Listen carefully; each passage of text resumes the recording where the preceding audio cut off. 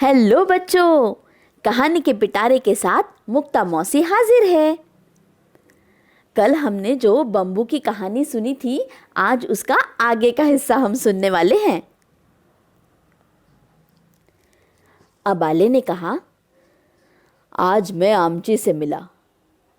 उनका कहना था कि ऐसा लगता है कि बम्बू को रात में न देख पाने की दिक्कत है।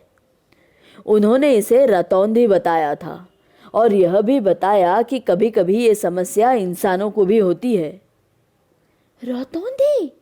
हे भगवान, ये क्या बीमारी है? अमाले ने उनकी ओर देखते हुए पूछा। आमची कह रहे थे कि कुछ जानवरों में यह समस्या पैदाइशी होती है। उनकी आंखें दिन में तो बहुत बढ़िया काम करती है, पर रात में या बहुत कम रोशनी में उनको देखने में मुश्किल होती है। ये अंधा होने जैसा ही है, लेकिन केवल रात में। इसका कोई इलाज भी नहीं है। इसका मतलब अगले महीने जब ट्रैकिंग शुरू होगी, तब हम उसे लंबे ट्रैक पर नहीं ले जा पाएंगे।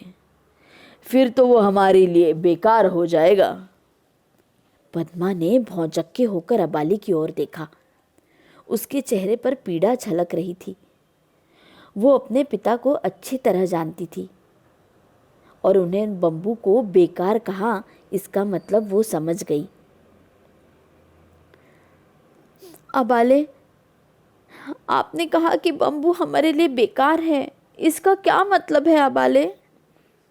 देखो, हमें बम्बू को खिलाना पिलाना पड़ता है ना? और हर गर्मी के महीनों में जब पर्यटक हमारे पहाड़ों पर ट्रैक करने आते हैं, तब हम उसका इस्तेमाल ही नहीं कर पाए तो उसे रखने का क्या फ़ायदा? मुझे लगता है कि उसे बेचकर हमें कोई दूसरा गधा खरीद लेना चाहिए, या शायद घोड़ा। पद्मा रो पड़ी। नहीं, प्लीज प्लीज उसे मत बेचिए अबाले। बेटा, हम इतने अमीर नहीं हैं कि बम्बू जैसे जानवरों को पाल सके। कोई 2 हफ्ते बाद एक दिन पद्मा ऊपर के पहाड़ों में अपने जानवरों को चरा रही थी। उसकी आंखों में उदासी छाई हुई थी। सुबह उसने अबाले को अमाले से कहते सुना था कि उन्होंने बम्बू को किसी दूसरे गांव के एक व्यक्ति को बेचने का फैसला कर लिया है। पद्मा चट्टान पर बैठ गई और फूट फूट कर रोने लगी। जुले पद्मा, तुम रो क्यों रही हो? पद्मा ने चौंक कर देखा तो स्टेंजिन को सामने खड़ा पाया। स्टेंजिन उसका दूर के रिश्ते का भाई था। वो अपने पीठ पर एक भारी बस्ता लिए था। पद्मा अपने गाल पर बहे आंसुओं को पोंछने लगी तो उसने कहा, उम्मीद है तुम्हारे घर पर सब ठीक है? पद्मा ने स्टेंजिन से कहा, मेरा मेरा गधा। क्या तुम्हारा गधा बीमार है? पद्मा बोली, नहीं, बीमार नहीं, मतलब है, मेरा मतलब नहीं है, वो बीमार नहीं है। उसे रतौंधी है और अबाले उसे बेचना चाहते हैं। रतौंधी? स्टेंजिन ने असरत से पूछा। हाँ, अबाले कह रहे थे कि यह एक ऐसी समस्या है जिसमें आप रात को नहीं देख पाते। ऐसे लोग जो दिन में अच्छे से देख पाते हैं लेकिन अंधेरे में कुछ नहीं देख सकते, उन्हें रतौंधी होती है। लेकिन तुम्हारे अबाले उसे बेचना क्यों चाहते हैं? स्टेंजिन ने पूछा। अबाले को लगता है कि ट्रैकिंग के दौरान वो समस्या खड़ी कर सकता है। अंधेरा हो जाने पर बम्बू एक कदम भी आगे नहीं बढ़ाता।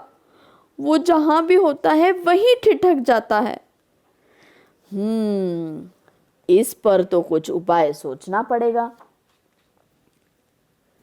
उसी रात स्टेंजिन बाड़े में गया और उसे पद्मा को बुलाया।